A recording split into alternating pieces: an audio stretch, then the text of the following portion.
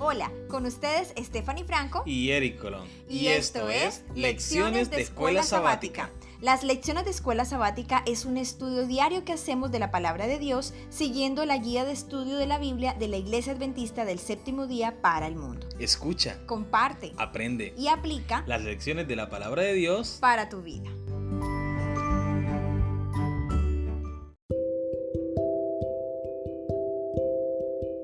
Bienvenidos una vez más a las lecciones de la Escuela Sabática, lección número 2 para el jueves 6 de abril. Cada semilla produce una cosecha. El título de la lección para el día de hoy. Entonces miré y vi una nube blanca, y sobre la nube a uno sentado semejante al Hijo del Hombre, con una corona de oro en su cabeza, y en su mano una hoz aguda. Y del santuario salió otro ángel y clamó a gran voz al que estaba sentado sobre la nube: Toma tu hoz y ciega, porque ha llegado la hora de cegar, y la mies de la tierra está madura. Apocalipsis capítulo 14, versículos 14 y 15 es nuestro texto para memorizar.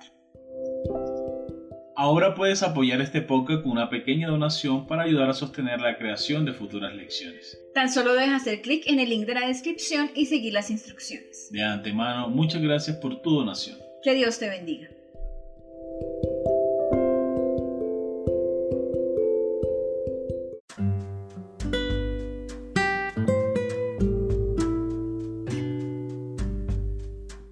Cada semilla produce una cosecha.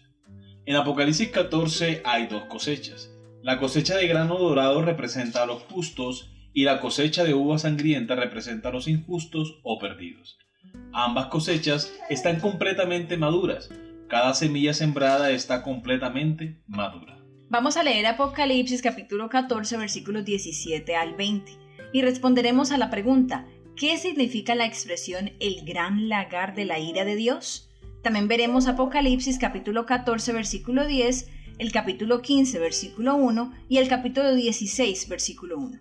Apocalipsis capítulo 14 versículo 17 al 20. Salió otro ángel del templo que está en el cielo, teniendo también una hoz aguda. Y salió del altar otro ángel que tenía poder sobre el fuego, y llamó a gran voz al que tenía la hoz aguda, diciendo: Mete tu hoz aguda y vendimia los racimos de la tierra, porque sus uvas están maduras.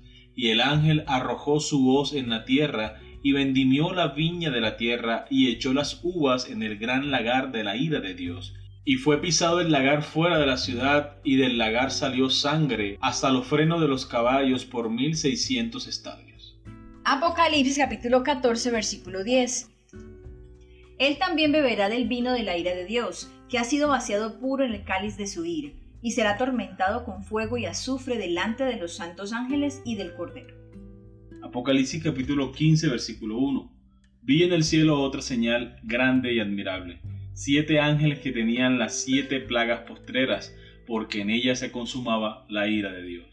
Apocalipsis capítulo 16 versículo 1. Oí una gran voz que decía desde el templo a los 7 ángeles: Id y derramar sobre la tierra las 7 copas de la ira de Dios. Recordemos la pregunta: ¿qué significa la expresión el gran lagar de la ira de Dios? Bueno, aquí creo que es importante que hagamos una pequeña separación para poder entender todo. La ira de Dios hace referencia a las 7 plagas de los tiempos finales. Lo encontramos en el comentario de la Biblia de Andrews. Luego, cuando hablamos del gran lagar de la ira de Dios, esto puede ser referencia a la tierra misma, donde las 7 plagas serían derramadas. Es correcto, la ira de Dios se va a derramar sobre los impíos, sobre los injustos, aquellos que no aceptaron el llamado al arrepentimiento.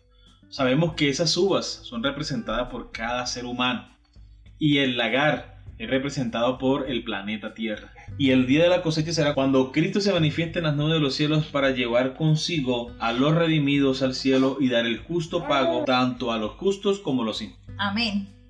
Y del altar salió aún otro ángel que tenía poder sobre el fuego. Apocalipsis capítulo 14 versículo 18. Este es el ángel que manda los fuegos del juicio final de Dios. La cosecha está madura. El pecado llegó a su límite. La rebelión ha cruzado la línea de la misericordia de Dios. Aunque ha habido cosas muy malvadas y perversas, van a empeorar aún más antes de que todo termine. Un Dios amoroso ha hecho todo lo posible por nosotros, que incluía ofrecerse a sí mismo en la cruz como sacrificio por nuestro pecado.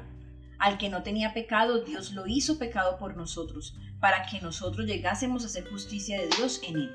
Segunda a los Corintios capítulo 5 versículo 21 y también Gálatas capítulo 3 versículo 13. ¿Qué más podría haber hecho Dios más allá de esa cruz? No hay nada más que la gracia pueda hacer para redimir a quienes han rechazado repetidamente al Espíritu Santo. Este es el urgente mensaje profético de Apocalipsis 14. Todas las semillas han dado frutos. El grano está completamente maduro y las uvas están completamente maduras. El pueblo de Dios revela su imagen de gracia, compasión, misericordia y amor ante el universo. Los hijos del maligno revelan codicia, lujuria, celos y odio. El carácter de Jesús se revela en un grupo y el carácter de Satanás en el otro. El universo verá en el pueblo de Dios una revelación de justicia que tal vez ninguna generación anterior haya presenciado. En contraste con la justicia de Cristo revelada en su pueblo, el universo verá los resultados completos de la rebelión contra Dios. La maldad, el mal, el pecado y la iniquidad se exhibirán plenamente ante los hombres y los ángeles. El contraste entre el bien y el mal, lo bueno y lo malo, la obediencia y la desobediencia será evidente para todo el universo, tanto para la humanidad como para los ángeles. Muy bien, hemos llegado a la pregunta final. ¿En qué medida puedes discernir el contraste entre el bien y el mal? ¿Por qué es importante que lo hagamos?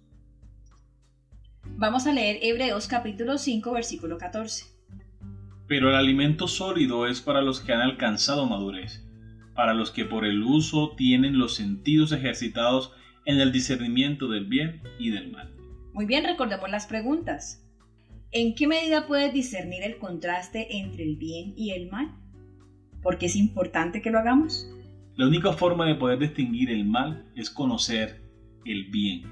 Es decir, en la medida en que nosotros conocemos la palabra de Dios, en la medida en que nosotros estamos relacionados con su voluntad, de esa manera podemos distinguir cuando Satanás viene con sus artimañas, con sus tentaciones y pecados para tratarnos de hacer caer a nosotros personalmente o a la iglesia, de pronto con falsas doctrinas o creencias. La única forma de conocer la verdad, la única forma de distinguir lo falso de la verdad es que nosotros conozcamos la verdad en nuestra experiencia práctica como cristianos. ¿Cómo hacemos nosotros para distinguir un billete falso de un billete verdadero? Debemos conocer muy bien las características de un billete verdadero para saber cuáles son esas características que no tiene el falso. Lo mismo sucede en nuestra vida cristiana y sobre todo con la enseñanza del Evangelio. Debemos saber cuál es el verdadero propósito por el cual Cristo enseñó. Y cuando lo hagamos podremos descubrir el falso error. Aquí es importante que nos detengamos un momento a pensar. Y es que, como tú decías, amor, sí debemos conocer el bien para poder identificar el mal. Pero también debemos tener mucho cuidado con nuestro día a día. Estamos siendo bombardeados cada vez más por películas, programas, noticias y todo lo que usted quiera que sea violento o que traiga consigo mucha maldad. Esto hace que día a día nos parezca más normal la cantidad de mal que percibimos. Vemos películas llenas de muerte, sangre, maldad, de diferentes formas. Y para nosotros está siendo cada vez más normal, cada vez más como del día a día, como parte de nosotros como seres humanos. Pero recordemos que el enemigo quiere que nosotros hagamos eso, que podamos ver la maldad como algo normal, como algo que simplemente sucede y ya, que no hay que prestarle tanta atención ni hacer tanto escándalo, digámoslo así por eso. Pero recordemos que esa es una de las artimañas del enemigo. Ese es uno de sus propósitos para estos tiempos finales, que nosotros podamos ser poco sensibles ante la maldad que ocurre a nuestro alrededor, que empecemos ya por no denunciar el mal, sino que simplemente ya no nos importe.